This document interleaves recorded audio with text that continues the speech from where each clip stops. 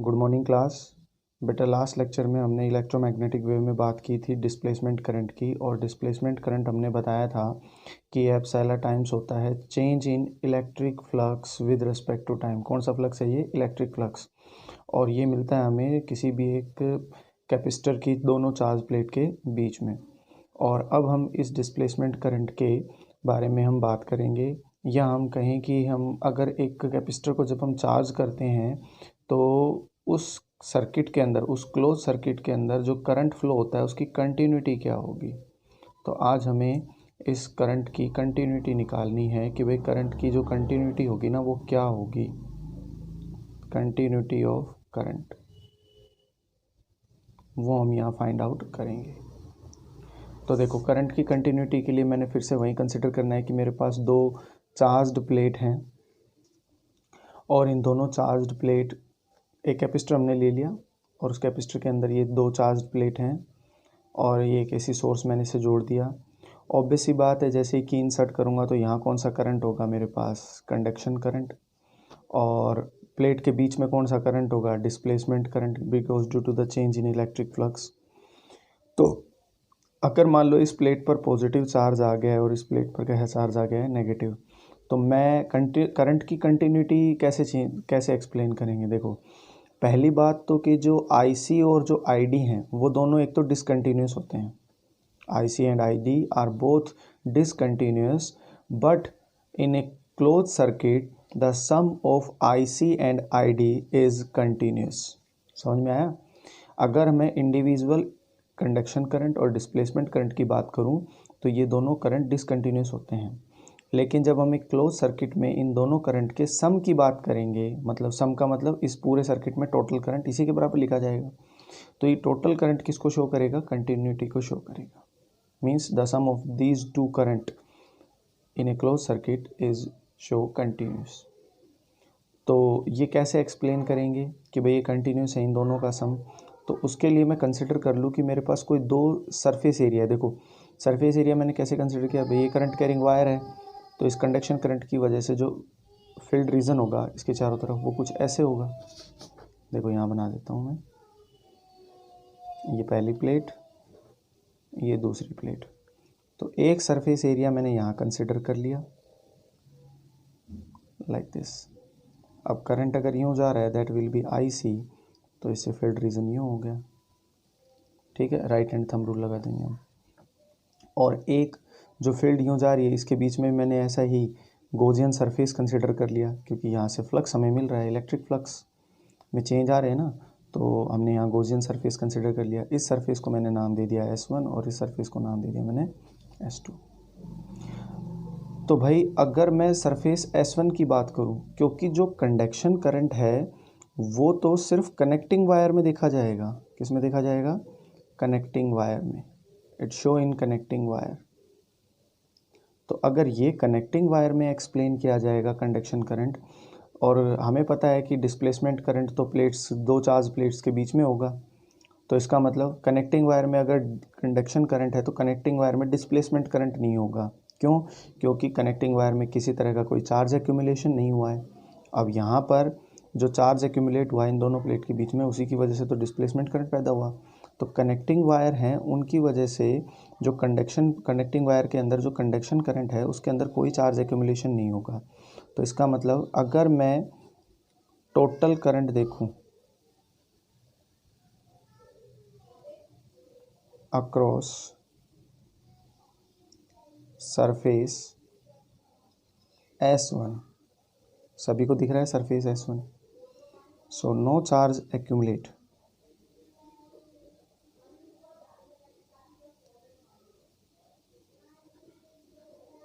accumulate on S1, so ID is equal to 0। तो surface S1 के across कौन सा करंट ज़ीरो हो जाएगा? ID। अब इन दोनों का सम लिखेंगे तो IC प्लस ID बराबर, अब भाई ये किसके बराबर? IC plus 0। ऐसे लिखूंगा ना दोनों का सम, तो ID की वैल्यू क्या रख देंगे बेटा हम? 0। दैट मीन्स IC किसके बराबर? फ्लो ऑफ चार्ज के बराबर, dQ/dt। तो इसका मतलब IC और ID की वैल्यू हमारे पास कितनी आ गई? dQ/dt के बराबर, सरफेस S1 के अक्रॉस। ठीक है, अगर दूसरे सरफेस के अक्रॉस भी हमें यही आंसर मिल जाए तो इसका मतलब इस सर्किट में टोटल करंट क्या है, कंटिन्यूस है। तो देखो अगर मैं अब इसी तरह से टोटल करंट की बात करूं, total current across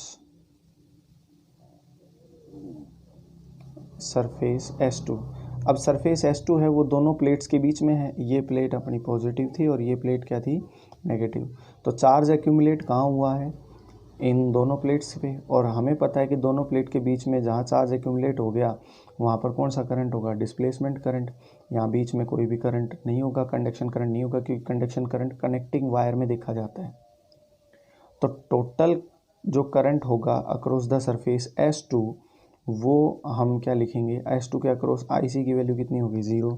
that means IC plus ID is equal to, IC की वैल्यू 0 और ID किसके बराबर होता है, मैंने ऊपर बताया था अभी epsilon not d phi e bound d t. तो क्या लिखेंगे, डी फाई अपॉन में डी टी। कौन सा फ्लक्स है बेटा, इलेक्ट्रिक फ्लक्स। तो गॉस थ्योरम का यूज़ करेंगे तो epsilon not d by d t, phi किसके बराबर होता है, क्यू बाई एप्सिलॉन नॉट की। एप्सिलॉन नॉट कॉन्स्टेंट है, बाहर आ जाएगा, कट जाएगा, तो बचेगा क्या अपने पास यहाँ से, डी क्यू अपॉन में डी टी। तो आप देख सकते हैं कि IC और ID का सरफेस S2 के अक्रॉस टोटल करंट भी किसके बराबर आया है, D Q upon D t, और सरफेस S1 के अक्रॉस कितना आया, D Q upon D T.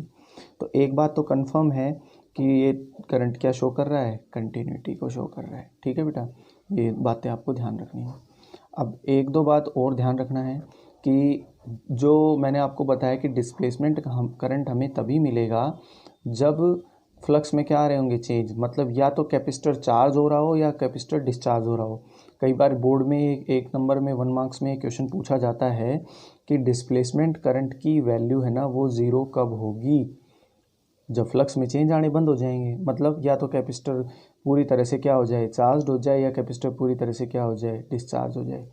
ठीक है बेटा, और डिस्प्लेसमेंट करंट हमें मिलेगा कब, during the charging and discharging. तो बेटा ये एक NCERT का क्वेश्चन है जो डिस्प्लेसमेंट करंट पर बेस्ड है, जिसमें कह रहा है कि पैरेलल प्लेट कैपेसिटर है जिसकी रेडियस 1 मीटर है, कैपेसिटर का कैपेसिटेंस दे रखा है, टाइम 0 पर रेजिस्टेंस दे रखा है, बैटरी 2 वोल्ट से इसको चार्ज कर रही है, मैग्नेटिक फील्ड बताना है दोनों प्लेट के बीच में which is half way between the centre of periphery of the plate at after 10⁻³ second. तो देखो कैसे होगा ये। तो बेटा क्वेश्चन में आपने देखा कि हमें एक आ गया है कि दो हमारे पास सर्कुलर प्लेट हैं और इनकी रेडियस हमें दे रखी है, रेडियस है हमारे पास 1 मीटर, और कैपेसिटर का कैपेसिटेंस हमारे पास 1 नैनो फैराड, मतलब 1 × 10⁻⁹ फैराड हो गया, और हमें रेजिस्टेंस की वैल्यू दे रखी है 1 मेगा ओम, मेगा का मतलब 10⁶ ओम, ये हमें दे रखा है। और कह रहा है कि इस कैपेसिटर को हम कितने वोल्ट के पोटेंशियल से चार्ज कर रहे हैं, 2 वोल्ट के पोटेंशियल से चार्ज कर रहे हैं, और ये कह रहा है कि बताओ कि मैग्नेटिक फील्ड कितनी होगी, कितने टाइम में बोला है बेटा उसने, 10⁻³ सेकेंड में, ये न्यूमेरिकल में उसने दिया हुआ है। तो हमारे पास ये 2 प्लेट्स हैं और ये कह रहा है कि मैग्नेटिक फील्ड बतानी है कहाँ पर, इस P पॉइंट पर जो लगभग वायर से लगभग 1/2 मीटर की दूरी पर है। तो एक बात तो कंफर्म है कि भाई P पॉइंट है वो एक तो मिड पॉइंट पे है, कहाँ, दोनों प्लेट के बीच में, तो इसमें दोनों करंट का रोल होगा, एक तो कौन से करंट का, IC का भी, और कौन से करंट का, ID का भी। और ये न्यूमेरिकल NCERT का है, और हमें पता है कि भाई इसको करने के लिए हमें किसकी ज़रूरत पड़ेगी, ampere, Maxwell ampere circuital law की, जो कि ये कहता है कि B vector dot DL vector है वो किसके बराबर होगा, μ0 times of IC and plus ID। तो भाई 2 चीज़ें हमें निकालनी है, भाई DL तो हमारे पास क्या हो गया भाई, ये इसका जो मैग्नेटिक फील्ड रीजन होगा IC की वजह से वो एक सर्कल होगा, तो ये तो कंफर्म है कि हमारे पास B vector dot DL vector का हम इंटीग्रेशन ले लेंगे तो 2πr आ जाएगा, ये तो कंफर्म है। अब यहाँ पर बची है IC और ID की। अब जो P पॉइंट पर हमें मैग्नेटिक फील्ड चाहिए वो P पॉइंट कहाँ पर है, वो दोनों प्लेट के बीच में, और ये प्लेट के बीच में कौन सा करंट 0 हो जाता है, IC 0 हो गया, तो बेटा ID बचा, और ID किसके बराबर होता है, epsilon not d phi upon में dt, और ये फ्लक्स कौन सा है, इलेक्ट्रिक। तो अगर मैं ये इलेक्ट्रिक फ्लक्स निकाल लूँ तो मेरे पास बी की वैल्यू आई जाएगी। तो देखो कैसे करेंगे इसको, सारी वैल्यू हमें दे रखी है, कैपेसिटर को हम कर रहे हैं बेटा चार्ज, और फ्लक्स है वो किसके बराबर होता है, इलेक्ट्रिक फ्लक्स होता है अपना E इंटू ए, फील्ड इंटू एरिया, और दोनों प्लेट के बीच में फील्ड कितनी है, सिग्मा अपॉन में एप्सिलॉन नॉट। एरिया कितना हो गया अपने पास, प्लेट का एरिया पाई आर स्क्वायर। तो सबसे पहले हमें ये इलेक्ट्रिक फील्ड निकालनी पड़ेगी, और उसके लिए हमें चार्ज भी चाहिए, क्योंकि फ्लक्स बेटा क्यू बाई एप्सिलॉन नॉट के भी बराबर होता है, ठीक है, और वो हम यहाँ निकाल लेंगे। तो देखो, तो सीधा ही अगर मैं यहाँ रखूँ तो ई की वैल्यू, ठीक है, हाँ, तो कैपेसिटर को हम चार्ज कर ले पहले। कैपेसिटर को चार्ज करेंगे तो हमने आपको चार्जिंग और डिस्चार्जिंग कैपेसिटर में एक फॉर्मूला पढ़ाया था, ई की power minus T by two, ये बताया था ना। तो Q naught is equal to 1 minus E की पावर माइनस टी, और जब कैपेसिटर को चार्ज करते हैं तो जो टो हमने कैपेसिटिव टाइम बताया था आपको, वो किसके बराबर होता है, आर सी के बराबर।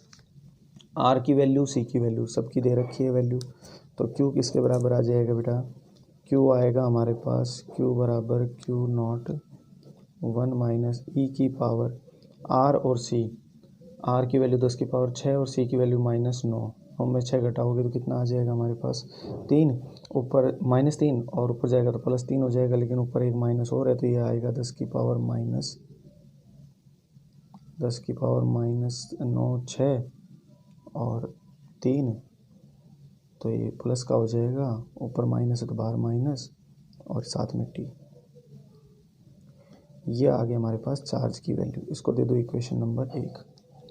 अब भाई चार्ज हमने निकाल लिया, इन दोनों प्लेट्स पर जो चार्ज एक्यूमुलेट होगा ड्यूरिंग द चार्जिंग, वो हम टाइम की वैल्यू हम बाद में रख लेंगे, ठीक है। अब हमें निकालना है यहाँ पर इलेक्ट्रिक फ्लक्स, लेकिन उसके लिए हमें एक तो फील्ड चाहिए और एक एरिया हमें, जिस पी पॉइंट के लिए हम देख रहे हैं। तो भाई एक तो हमें फील्ड निकालनी है, तो फील्ड की वैल्यू किसके बराबर है, यहाँ में लिखा है sigma by epsilon not. Sigma किसके बराबर है, क्यू बाय एप्सिलॉन नॉट के, और सिग्मा क्यू बाय ए, और क्यू एज इट इज़। तो फील्ड जो हम देख रहे हैं इन दोनों प्लेट के बीच में, प्लेट है सर्कल, इसकी रेडियस कितनी दे रखी है हमें, 1 मीटर, तो एरिया क्या हो जाएगा पाई आर स्क्वायर और into epsilon naught, that is equal to E बराबर आ गया बेटा हमारे पास क्यू अपॉन में पाई, आर की वैल्यू कितनी है 1 मीटर है, 1 का स्क्वायर और एप्सिलॉन नॉट, तो ये आ गया क्यू पाई एप्सिलॉन नॉट। ये इक्वेशन नंबर 2। पहली इक्वेशन मैंने चार्ज निकाला, दूसरी इक्वेशन मैंने फील्ड निकाल ली, और वो फील्ड हमारे पास ये है, ये किसके बराबर निकाली है भाई मैंने, क्यू अपॉन में pi epsilon not into pi are square. ध्यान रहे ये रेडियस अलग है बेटा, ये रेडियस नहीं है, ये वो दूरी है, कितनी दूरी के लिए बोला है उसने बोला है 1/2 metre away between the plates, between the centre, 1/2 metre away, 1/2 metre and the half way between the centre and the periphery, ऐसे बोला है ना उसने। तो ये आर की वैल्यू हम क्या रखेंगे यहाँ पर, हाफ, पाई से पाई कट गया, और आर की वैल्यू जब मैं यहाँ पर हाफ रखूँगा तो ये कितना आ जाएगा 1/4। तो फ्लक्स जो हमारे पास आया इलेक्ट्रिक फ्लक्स, वो आ गया 1/4 क्यू बाय एप्सिलॉन नॉट। ये इक्वेशन अपनी आ गई 3। ऐसा मैंने क्यों किया, क्योंकि वो कह रहा है कि electric flux through the loop, जो लूप हम यहाँ कंसिडर करेंगे ना इस पी पॉइंट पर, वो पी पॉइंट पर जो लूप हम कंसिडर करेंगे वो 1/2 मीटर की दूरी पर है, and the parallel plate and passing to the parallel plate and passing through the point p, और वो पी पॉइंट से पास हो रही है। तो ये फ्लक्स मेरे पास आ गया, ठीक है, समझ में आया। यहाँ से ये जो रेडियस है वो तो मैंने रखी है 1 मीटर, क्योंकि ये इलेक्ट्रिक फील्ड हम निकाल रहे हैं इस प्लेट से निकलने वाली, तो प्लेट की रेडियस कितनी दे रखी है 1 मीटर। और यहाँ जो मैंने ये फ्लक्स के लिए जो हमने देखा है कि भाई फ्लक्स फील्ड इस प्लेट से निकली और वो इस पी पॉइंट पर पास आउट होगी, और ये कह रहा है कि जो इलेक्ट्रिक फ्लक्स है ना, न्यूमेरिकल में दिया हो उसने, जो electric flux passing through the loop of the radius of 1 metre, 1/2 metre. भाई यहाँ पर जो मैं लूप कंसिडर करूँगा ना, गॉसियन सरफेस जो मैं कंसिडर करूँगा, उसके लिए जो रेडियस है वो 1/2 मीटर होगी बेटा।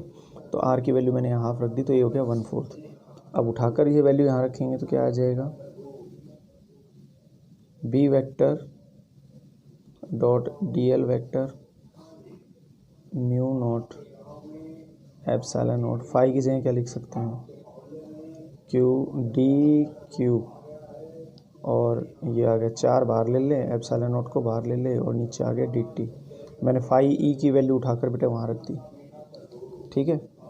तो ये क्या आ गया अपने पास, एप्सिलॉन नॉट से एप्सिलॉन नॉट कट गया। तो बेटा एप्सिलॉन नॉट से एप्सिलॉन नॉट कट गया, तो फॉर्मूला क्या बना अपने पास, B vector dot D L vector is equal to mu naught upon में 4 और इंटू डी क्यू अपॉन में डी टी। ये बना, डॉट प्रोडक्ट खोल दो इसका, या हम इसका सोल्व करेंगे तो बी तो एज इट इज़ आ जाएगा, डी एल का क्रॉस इंटीग्रल कितना आ जाएगा 2 पाई आर।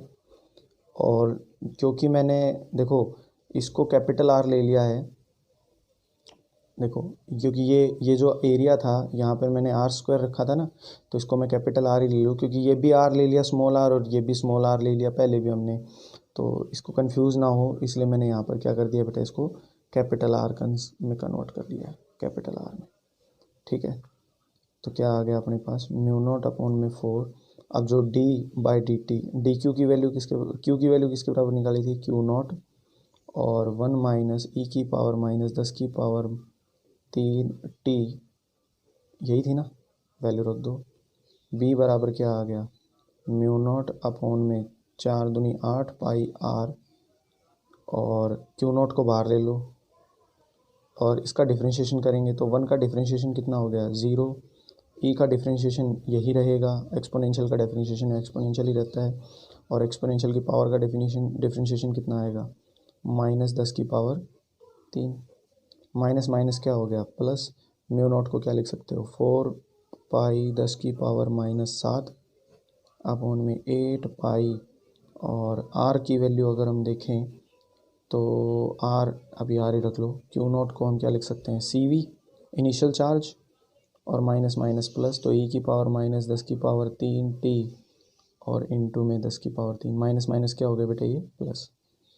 अब सोल्व कर लो, तो टी की वैल्यू तो एक तो मुझे क्या रखनी है 10 की पावर माइनस 3 सेकेंड, और कैपिटल आर है वो मुझे क्या रखना है हाफ मीटर।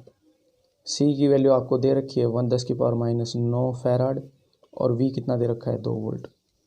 तो ये सब की वैल्यू इसमें रख देंगे, तो काट दो पहले जो कट रहा है, 4 से काटेंगे 2, और सी की वैल्यू और वी की वैल्यू दोनों को मल्टीप्लाई करोगे तो क्या आएगा 2 गुणा 10 की पावर माइनस 9 गुणा में 10 की पावर माइनस 7, नीचे बचा 2, ठीक है भाई।